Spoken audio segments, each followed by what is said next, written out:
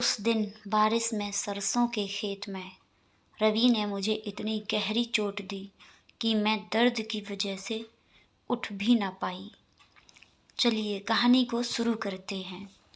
रवि और सिया की कहानी उसी गांव से शुरू हुई जहां सरसों के खेत दूर तक फैले थे।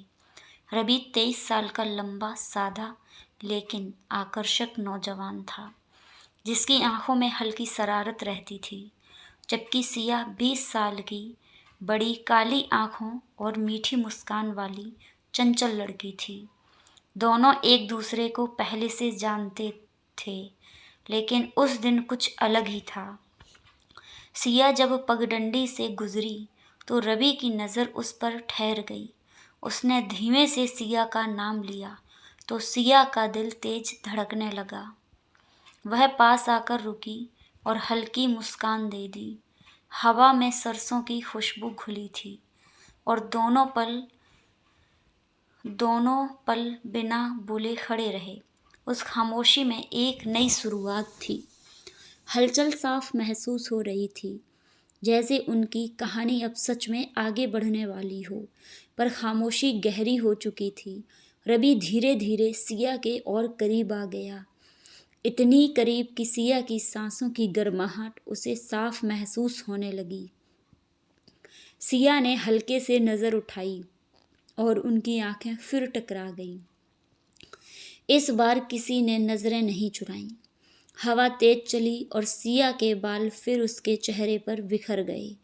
रवि ने बहुत नरमी से उसके बाल पीछे हटा दिए तो सिया ने होठों से धीमी सांस निकाल गई। वह फुसफुसाई कि रवि कोई आ जाएगा, लेकिन उसकी आवाज़ में रोक कम और धड़कन ज़्यादा थी। रवि ने धीमे से कहा कि आज बस ये पल याद रहने दो।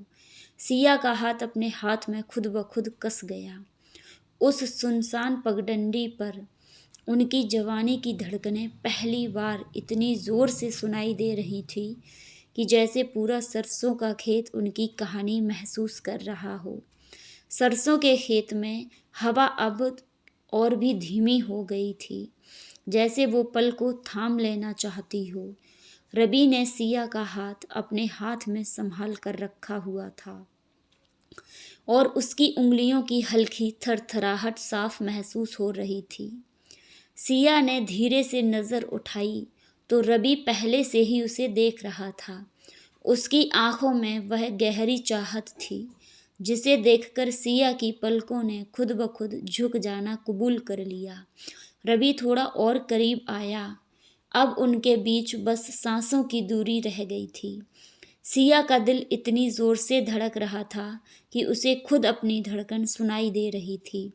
उसने धीमे से कहा कि रवि, ये सब ठीक है ना? रवि ने बहुत नरमी से जवाब दिया, जब दिल सच्चा हो तो हर एहसास खूबसूरत होता है। सिया के होठों पर हल्की मुस्कान आ गई और उसने पहली बार बिना झिझक के उसका हाथ कसकर पकड़ लिया।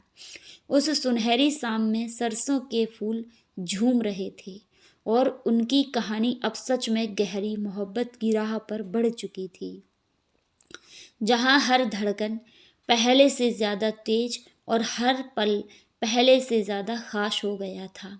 उस पल के बाद जैसे दोनों के बीच की झिझक पिघलने लगी थी।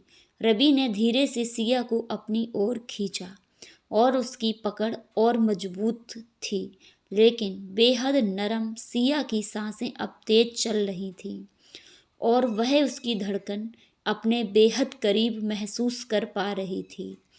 उसने धीमे से फुसफुसाया कि रवि, तुम आज कुछ अलग लग रहे हो। रवि हल्का मुस्कुराया और बोला कि शायद वजह तुम हो। हवा का एक झोंका आया और सिया अनजाने में उसके सीने में लग गई। पल भर को दोनों बिल्कुल स्थिर हो गए।